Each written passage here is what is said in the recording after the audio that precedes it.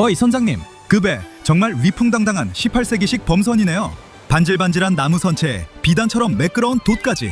오늘은 바람도 순하고 해도 지고 있으니 딱 닻을 내리고 닻에 대한 오해들을 풀어볼 시간입니다. 다시 실제로 어떻게 작동하는지에 대해 큰 오해가 몇 가지 있습니다. 첫 번째는 좀 우스워 보일 수도 있는데 만화 탓이 크죠. 그래도 짚고 넘어갈만 해요. 배가 움직이고 있을 때 그걸 멈추려고 닻을 쓴다는 생각입니다. 배가 너무 빨리 가면 커다란 쇠갈고리를 비상브레이크처럼 던져버린다는 거죠. 그건 틀렸습니다. 게다가 꽤 큰 사고로 이어질 수 있어요. 배가 아직 움직이는 동안 닻을 내려버리면 장비가 찢겨나가고 사람은 물고기랑 같이 헤엄치러 가게 될 수도 있습니다. 그 다음은 좀 더 그럴듯한 어른 버전 설명이에요. 이렇죠. 배를 멈춰야 한다. 승조원이 닷장비를 내린다. 닻이 바다 밑바닥에 닿는다. 그러면 배는 꼼짝 않는 물체가 된다. 무거운 물건 하나가 떠있는 배를 제자리에 붙들어준다는 원리라는 겁니다. 완전히 틀린 말은 아니지만 너무 단순화한 겁니다. 단순히 무게만의 문제가 아니에요. 바닥을 잡는 힘, 모양, 그리고 영미한 물리법칙이 함께 작용합니다. 그렇다고 해도 닻이 엄청나게 무거운 건 사실이죠. 수천 년 전에도 배는 무게에 의존했습니다. 옛날 뱃사람들은 거대한 바위나 모래주머니, 돌을 잔뜩 채운 바구니, 납덩이 같은 걸 써서 배가 떠내려가지 않게 붙들어뒀죠. 배가 발달하면서 갓도 함께 진화했습니다. 바이킹은 해저를 더 잘 움켜쥐도록 나무팔과 돌을 덧댔고, 로마인들은 단날을 새로 만들어 닻이 그냥 바닥에 앉아있기만 하는 게 아니라 바다 밑바닥에 걸리도록 했습니다.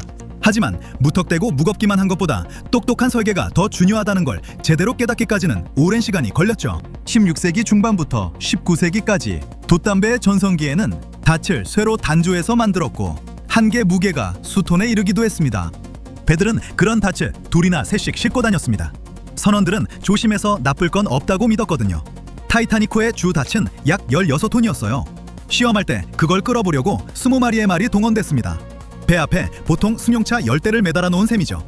그리고 그 이후로는 더 커지고 더 무거워졌습니다. 지금은 대형 크루즈선과 화물선들이 20톤, 30톤, 많게는 40톤이 넘는 닻을 내립니다.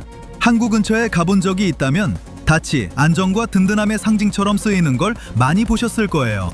운신, 로고, 열쇠고리, 액세서리에도 닷 모양이 등장하죠. 물가에 있는 술집들은 선원 느낌을 내려고 장식용 닻을 벽에 걸어두기도 합니다. 영어에서 닻을 내렸다는 말은 아예 안정된, 단단히 고정된이란 뜻으로도 쓰이죠.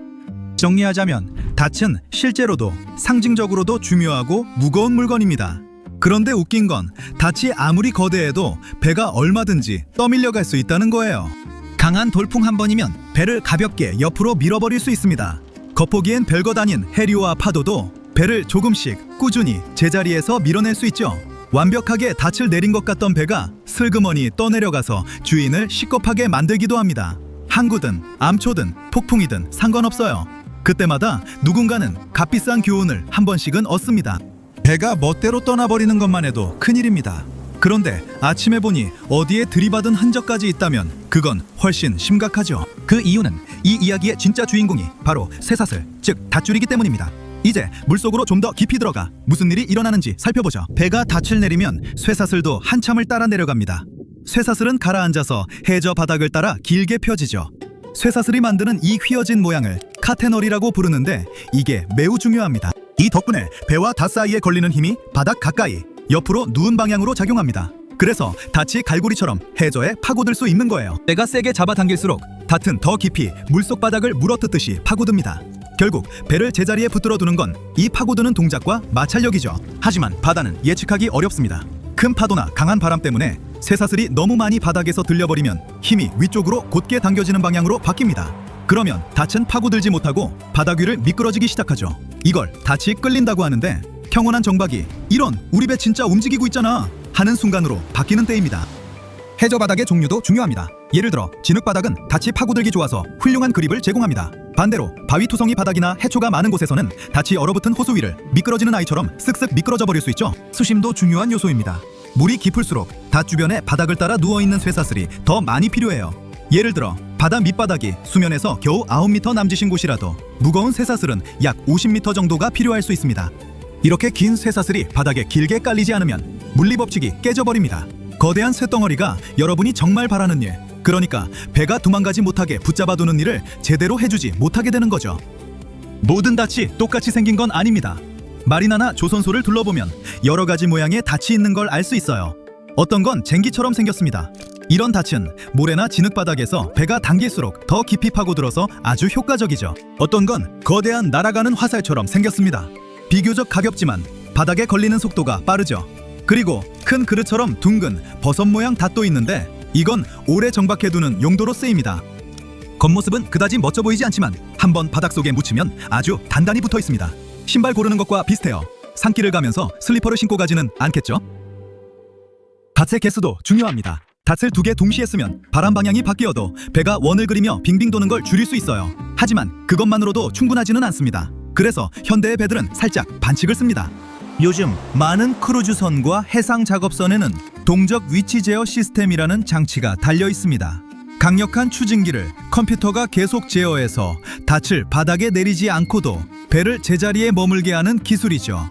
기술의 힘입니다. 배를 가진 사람이라면 누구나 한 번쯤은 바다가 장난 한 번 치는 바람에 하루가 완전히 망가져버린다는 공포 이야기를 갖고 있습니다. 모든 게 완벽하다고 생각하며 잠이 들었는데 바다는 조용히 아니야 라고 결정해버리는 거죠. 예를 들어 얼마 전 스코틀랜드 해안에 정박한 한 요트 승무원들은 평온한 밤이 될 거라고 생각했습니다. 그런데 갑자기 수심계가 5m 남짓에서 2m 조금 넘는 깊이로 뚝 떨어져 버린 거예요. 닻이 끌리기 시작한 겁니다. 닻이 해초더미에 걸렸다가 다시 빠지면서 배 전체가 바퀴 고장난 쇼핑카트처럼 바위 쪽으로 곧장 미끄러져 가기 시작했죠. 그들은 황급히 쇠사슬을 끌어올리고 엔진을 돌려 빠져나가 구조대에 아주 민망한 전화를 걸 뻔한 상황을 간신히 피했습니다. 큰 배들도 마찬가지로 공경에 빠집니다. 폭풍 속에서는 화물선에 닻이 끌려서 배가 해변에 좌초되거나 부두나 방파제에 세게 들이받는 일이 가끔 일어나요. 그렇게 자랑스러운 강철 선체와 현대적인 설계, 첨단 기술이 고작 각도가 조금 잘못 맞고 바람이 너무 세게 불고 운까지 나빴다는 이유만으로 한순간에 무력해지는 겁니다. 운 이야기가 나온 김에 우연한 발견은 어떨까요? 선장이 닻을 내리면 닻이 해저에 완전히 파고들기 전에 잠깐은 바닥을 끌고 지나갑니다. 그 짧은 미끄러지는 동안 갓의 쇠로 된 닷날은 갈고리처럼 바닥을 긁어 올립니다. 눈 가리고 하는 인형 뽑기 기계처럼 물속 닻은 온갖 잃어버린 보물들을 끌어올리기도 하죠. 어선이 해적이 돌아다니던 시절부터 바다 밑에서 잠자고 있던 대포를 끌어올린 적도 있습니다. 연구선이 해저 인터넷 케이블에 실수로 닻을 걸어버려서 육지에서 환한 전화가 빗발친 일도 있었어요. 아마 몰랐을 수도 있지만 전 세계 인터넷의 대부분은 위성을 통해 날아다니지 않습니다. 바다 밑바닥을 따라 누워있는 어마어마하게 긴 광섬유 해저 케이블을 통해 전송되죠. 또 다른 선원들은 로마 시대의 난파선을 우연히 발견했습니다. 시칠리아 해안 근처에서 한 트롤러선에 닻이 걸린 덕분이었죠. 물론 어떤 때는 그냥 물에 푹 젖은 잡동사니만 건질 때도 있습니다. 그래도 적어도 바다를 조금은 청소한 셈이잖아요. 자, 이렇게 정리해볼 수 있습니다. 닻은 비상 브레이크도 아니고 배를 완전히 꼼짝 못하게 만드는 물건도 아닙니다. 쇠사슬, 해저바닥, 힘이 작용하는 각도, 물리학에 대한 이해, 그리고 약간의 운이 모두 중요해요. 항해에는 이렇게 많은 아이디어와 지혜가 숨어 있습니다. 자, 선장님, 이야기는 여기까지입니다. 이제 닻을 감아 올리고 자랑거리로 삼을 만한 보물이 하나쯤 걸려 나왔는지 한번 확인해 볼까요?